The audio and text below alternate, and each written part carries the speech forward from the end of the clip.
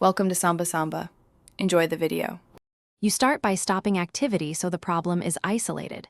First, disconnect the keyboard and close any apps that use it. This prevents software interference. Then check power. If wireless, swap batteries or recharge. If wired, try a known good USB port or cable because physical faults mimic stutter.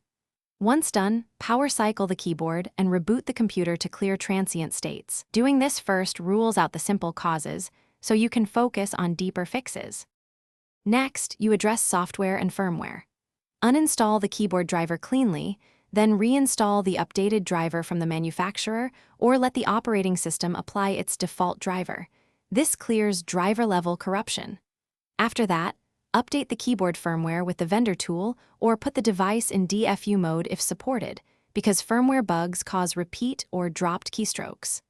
Finally, disable accessibility features like filter keys or sticky keys, and close any third-party input utilities that can intercept or throttle keys. Now you validate and fine-tune settings. Run a key repeat and latency test to quantify missed or delayed keystrokes. Record what you see. Then adjust hardware settings. Lower or raise the polling rate between 125 and 1000 Hz, modify debounce or switch scan timing if available, and turn off USB selective suspend or power saving for the port. If stutter persists, move the keyboard to another computer to rule out system-level conflict. If it's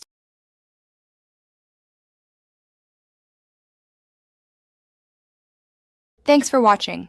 Consider subscribing if we helped you.